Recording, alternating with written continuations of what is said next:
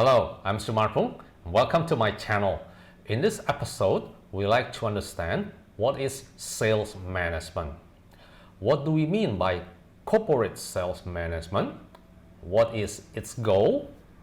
And we'll take a look at the corporate sales management engine and also the implications of the new normal to the sales engine.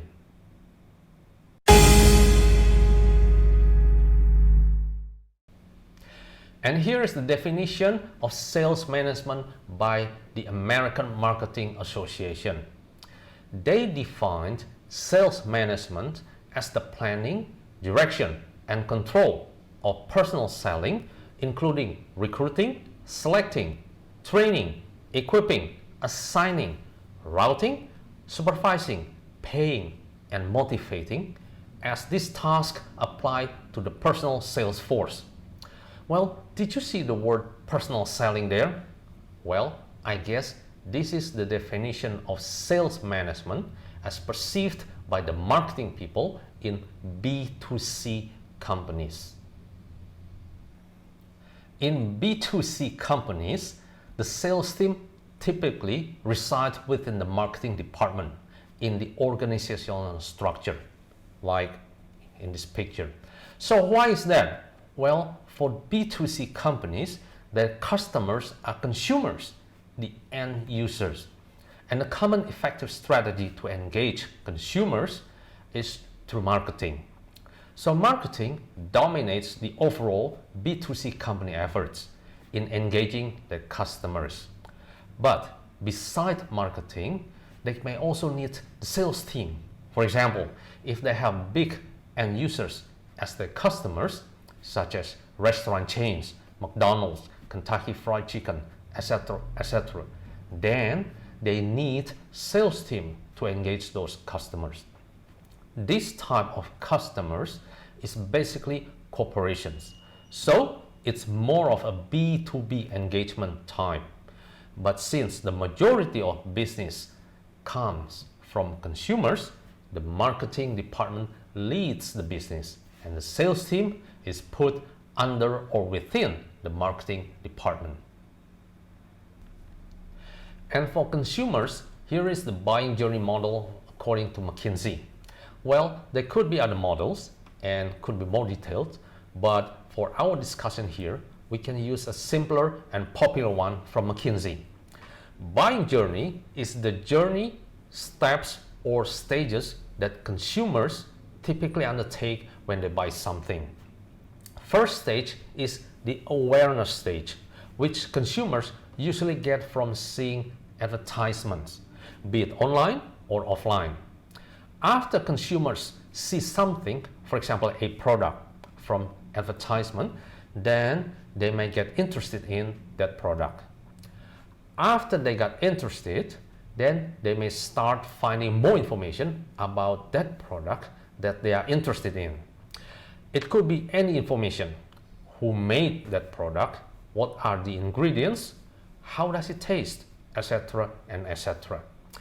This is called the familiarity stage. The goal of this stage is whether to buy. Then consumers move to start comparing this product with other products in terms of quality, pricing, etc. Or they compare the brands of this product type. Basically, consumers are in the process of determining the criteria that they will use to decide which product to buy, which brand, and so on. After they have decided what to buy, next they will decide how to purchase that product, which channel they will buy from, and how or in what way the product is to be purchased, and so on. This is the purchase stage. The goal of this stage is to get the product in the most beneficial way for them. The lowest price, the fastest delivery, or the best financial terms, and so on. What I want to highlight here, and this is important, consumers may initiate this buying journey even without having prior existing plan. In other words, they may not have any plan at all to buy this product. They just saw an advertisement and then they start buying. We call this circumstance as impulse purchase. A purchase made without any plan beforehand. You can say these consumers make purchases without pre-allocated budgets. Now, let's see the definition of sales management that's more appropriate for B2B settings. For B2B, sales management is the process of developing a sales force, coordinating sales operations, and implementing sales methodology that allow a business to consistently hit and even surpass its sales targets. Now, let's see how sales is typically organized in a B2B corporations. As you can see from this picture, this is an example of an organizational structure in a B2B corporations. There is marketing group, there is channel group for distributors, for example, and there is also a sales group, or we call it the enterprise group. Within the enterprise group, there are enterprise sales, enterprise marketing, enterprise partners, and a group of technical specialists. Enterprise sales have two segments usually, the large enterprise and the small medium enterprise. And for enterprise partners, usually they have two types of partners, managed and unmanaged. What I want to highlight here is in B2B corporations, the sales group typically is not under marketing group as shown in this picture. So sales management is not part of marketing management. How about enterprise marketing? Why it is shown under the sales group here? Well, enterprise marketing has a specific job and it's very targeted for a certain set of corporate clients. So that's why it's more appropriate to put enterprise marketing under the sales group. Okay, we already saw the definition of sales management. Now there is corporate sales management. There is a word corporate in it. What is it then? Well, corporate sales management basically is a sales management in B2B space. In B2B space, buyers are not individuals, but are the corporations, the corporate clients. Within corporate clients, purchase decisions are not made by just one individual, but collectively by a group of people. We call this as team-based decision making. Besides that, these corporate buyers have also a unique buying journey. We call it as corporate client buying journey. It's quite different from the consumer buying journey that we had discussed before in the previous slides.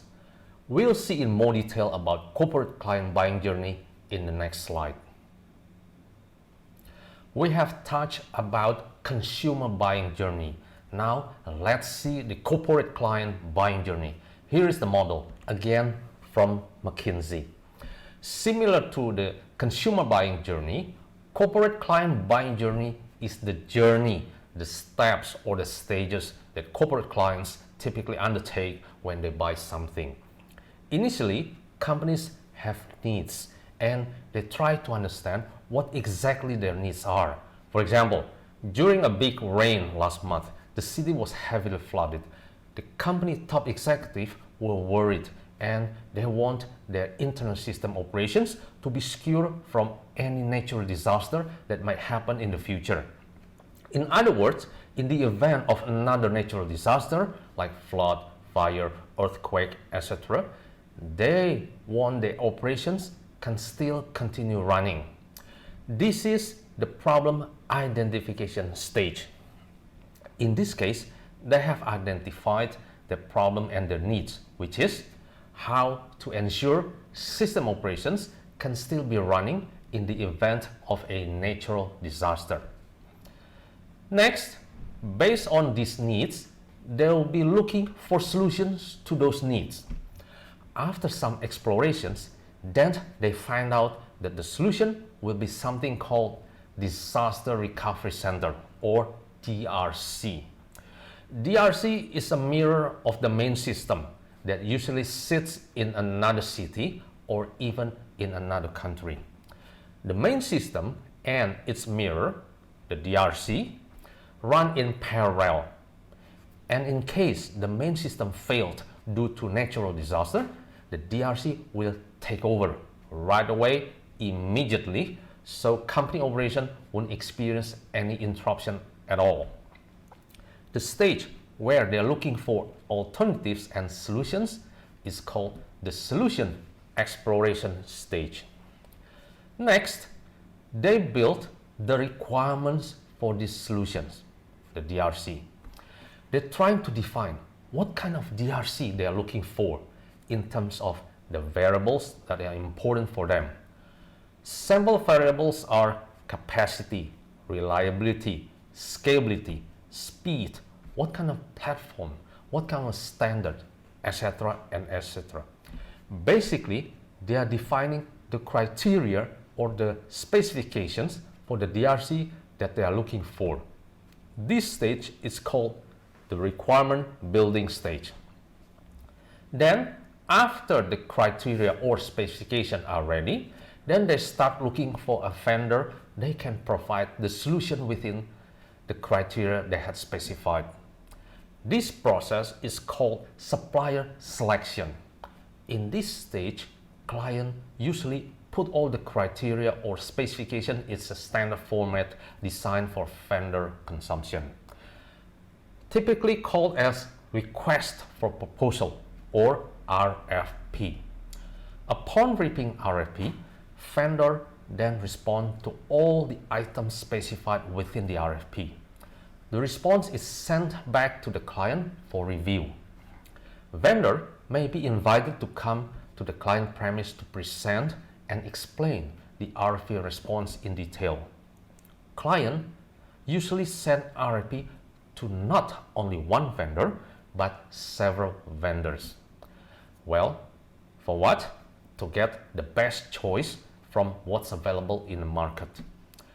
After reviewing all vendors' responses, client will select one vendor to move on to the next stage, the contract signing stage. And by the way, there's one thing I want to highlight here. It's that corporate client will only initiate this buying journey if and only if there is already budget available. Corporate clients will never ever start buying something if there is no budget on hand. And budget comes from business planning, as we know. In other words, every corporate purchases comes from a plan. Of course, in certain cases, there may be some contingencies for the company to buy something that wasn't planned before. In this case, client will change the plan and then allocate emergency budget, as you may call it, for the purchase. This is in contrast to the consumer purchases, where impulse purchases are usually the norm rather than the exception. In corporate environment, impulse purchases are the exception rather than the norm. Okay, now we already understand the definition of corporate sales management. So, what's the goal of having this corporate sales management? The main goal for companies to establish corporate sales management is to be able to grow their revenue systematically. What we mean by systematic growth is so that the growth is controllable and repeatable. Isn't it great if your company can control and plan how much growth you can get for the next year? And furthermore, besides that you can plan growth for the next year, you can also do planning for growth for the following years with the same predictable results. In other words, success can be repeatable. So I think that's the holy grail for all companies. And please note that many companies have implemented corporate sales management to some extent in different levels of maturity. Some have just basic and simple corporate sales management, while others have already established a full-scale implementation. We will get a better understanding about this maturity level after we see the sales engine, which we'll be discussing in the next slide. To make it simple, corporate sales management can be perceived as an engine. An engine will typically have several components that work together to attain a goal. And each component within the engine has specific purposes that support and contribute towards the engine's goal. So what does corporate sales management engine look like? Let's take a look. As shown in this picture, there is people components on the left side, which main purposes are to build competent sales force. And then there is process components in the middle, which main purposes are to guide the sales force in conducting their duties and responsibilities. There's also system components, as shown in this picture on the right side, which main purposes are to support the sales force in conducting their duties and responsibilities. And lastly, there is task component, which sales force have to carry out while performing their duties and responsibilities. We will take a closer look at each of these components in later episodes. Due to the pandemic condition and thereafter, which is the new normal, the question people usually ask is, how does it change corporate selling? Well, first we need to understand what this new normal implicates. The new normal basically requires social distancing, which has also caused clients to go online. Okay, then what's the impact of this implication to corporate selling? First, salespeople should be versed with using online tools to engage clients. Then, clients are more knowledgeable. This is the side effect when clients spend more time online searching for information by themselves. Next, client-vendor relationship will also change. Vendors cannot rely anymore on traditional relationships that were built based on face-to-face interaction. And lastly, competition will also change. Traditional vendors will be pushed aside by the new type of vendors. Vendors that can smartly leverage digital technology to their advantage, such as digital marketing. So, what happened to the sales engine? Does it change too? Well, in my opinion, the sales engine does not change. Why? First, if client buying journey stays the same, then sales engine does not change. Remember that client buying journey is the process that client undertake when purchasing something. And the sales engine will guide salespeople along this client buying process. So if clients are still doing their same process, then salespeople will also be doing their same process. Second, engine components specify what to get and what to achieve, not how to get it. And the new normal, as we had seen in previous slides, basically changed how to get it. And yes, salespeople will need to adapt to the new norm of how to get things done from what are specified or required in the sales engine. We will see and understand this in more detail when we discuss the sales process and methodology in later episodes of this video series. So, with this regard, the sales engine is and will still be relevant in the new normal. As a summary, corporate sales management will enable systematic revenue growth, first by having plans, formal plans, and then by establishing a sales engine to execute the plans, and then by measuring and managing the plan's execution. With regard to the new normals, you can still use the same sales engine, Well, with some adjustment to get how things done. And lastly, corporate sales management is often considered too complex and difficult to implement. I can say corporate sales management can be implemented in stages. For example, start with the light engine. And in the next episode, we will see whether all companies need corporate sales management. See you next time.